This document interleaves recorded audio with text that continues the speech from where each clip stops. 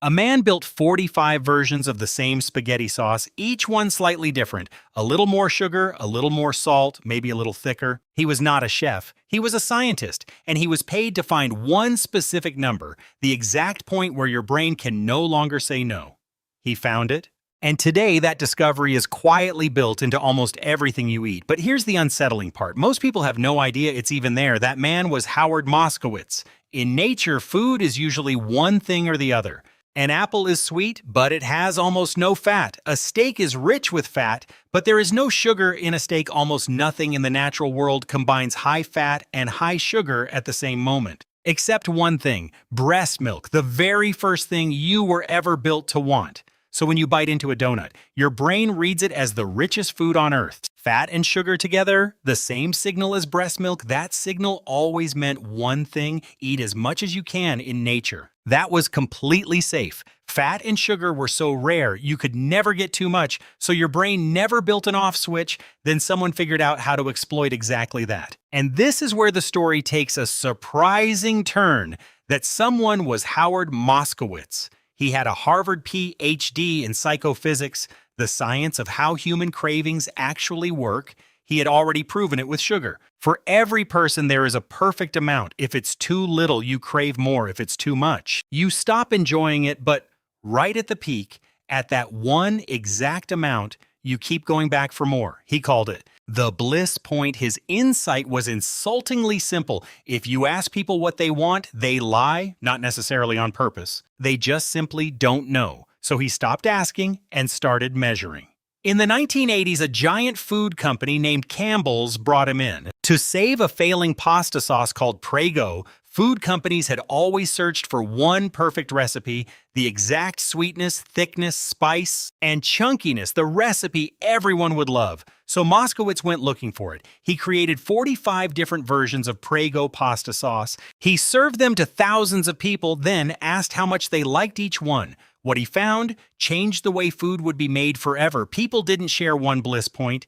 They split into clusters. Some wanted it plain, some wanted it spicy, and an entire group that nobody in the industry even knew existed wanted it extra chunky. That changed everything. A company no longer had to find one perfect product. They could engineer an entire product line, not one perfect sauce, a whole family of sauces. Each one designed to hook a different kind of person. That single insight is why your supermarket has 40 kinds of pasta sauce, 18 kinds of mustard, and an entire aisle of breakfast cereal. The food you love didn't taste that good by accident. Someone designed it that way, on purpose, with a clipboard and a budget. The chunky sauce alone made $600 million, but that was only the beginning, because the bliss point was actually the easy part. The harder problem was making sure you never put the bag down. Take a Cheeto, for example. It's engineered to dissolve almost the instant it touches your mouth.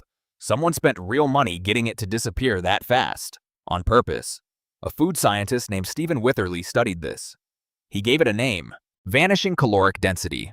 A fancy way of saying, the food erases itself before your brain even notices. When food disappears in your mouth that fast, your brain quietly concludes, you didn't eat anything, so it never tells you to slow down. You are eating. Your brain doesn't believe you are. You can finish an entire bag, and your brain still thinks the bag is full. The food kept erasing the evidence on the way down. But vanishing calories were only the surface. Something even more important was happening. The food races a clock inside your body, and it wins every time. Your stomach has a delay. It takes about 20 minutes to tell your brain that you've eaten. The food does not have a delay. In nature, this gap didn't matter. Real food was slow to eat. You had to chew it, break it down. By the time your stomach's signal arrived, you'd eaten what you needed. Junk food was built to beat that clock. Soft, easy to swallow. Almost no chewing, which means inside the 20-minute window your body takes to say, stop. You've already eaten 1,000 calories. You can't trust how full you feel. You can't even trust how hungry you are. But the worst part is still coming.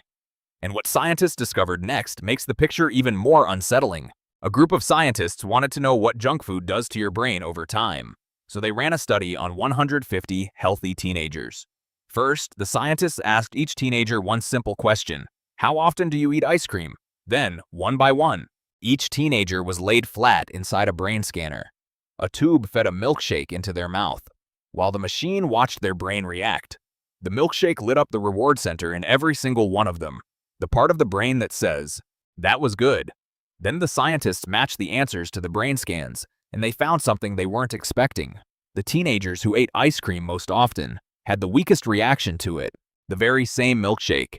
That lit up everyone else's brain, barely registered, and it had nothing to do with weight. All of them were at a healthy weight. The only thing that predicted a weaker reaction was how often they ate the stuff. The scientists had a word for what they were seeing: tolerance. The same thing that happens in the brain of someone addicted to a drug. The first hit is the strongest. After that, your brain turns itself down, and you need more and more just to get back to where you started. You chase the feeling, and the feeling keeps shrinking. The more of it you eat, the less it gives you back, and the less it gives you. The more you reach for it. The bliss point, the 1,000 calories you can't feel, the pleasure that keeps shrinking. None of it happened by accident, but the next chapter of this story explains who took these discoveries and turned them into a global business. It was not built by chefs. It was not even built by food companies acting alone. In the 1980s, something happened that almost nobody noticed. The tobacco industry bought the food industry. The same companies that had spent decades engineering cigarette addiction quietly moved into the business of feeding you. Philip Morris, the company behind Marlboro, paid nearly $13 billion for Kraft Foods alone. Over the years that followed, the tobacco industry came to own the makers of Oreos, Capri Sun Lunchables, and dozens of the biggest brands on your shelf. The same labs, the same chemists, the same strategy, now aimed at food. Then, in 1999, one of their own tried to stop it. A senior Kraft executive called a private meeting with the heads of America's biggest food companies. He laid the data out in front of them and told them, to their faces, that their products were driving an obesity epidemic and that they were about to be blamed for it, the same way tobacco had been blamed for cancer. For a moment, it looked like the warning might change everything. Heads nodded. Everyone in that room already knew the problem was real. Then one of the most powerful men in the room stood up to answer him. He said the companies were only giving people what they wanted, that nobody was forcing anyone to eat anything, and that it was not their job to fix it. The room went quiet, and the moment passed. Together, they decided to do nothing. The warning was buried. The recipes never changed. But the strongest evidence was still yet to come. For years, what junk food was actually doing to people was almost impossible to prove. You can't follow someone through their whole life, weighing every bite they take. So in 2019, a scientist named Kevin Hall did the next best thing. At one of the most trusted medical labs in the world, 20 adults lived inside a lab for 1 month. Every bite they ate was weighed and recorded. For the first 2 weeks, they were fed real whole food, roast beef, vegetables, fruit, rice. Then the food was swapped.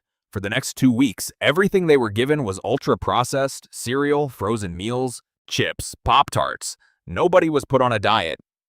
The whole time, they could eat as much or as little as they wanted. The moment they switched to processed food, they started eating more. About 500 extra calories every single day. They weren't hungrier. They didn't decide to eat more. It just happened. After 2 weeks on the processed food, they gained weight. Then after 2 weeks on whole food, the same people lost that weight.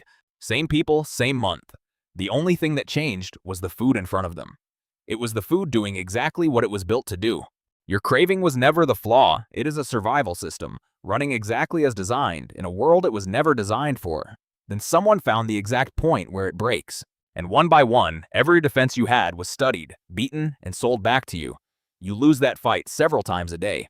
And you've spent your whole life blaming yourself for it. This was never a fair fight. It was never meant to be one. But there is one thing the people who built this could never engineer. A rigged game only works. For as long as the person being played can't see it, you can see it now.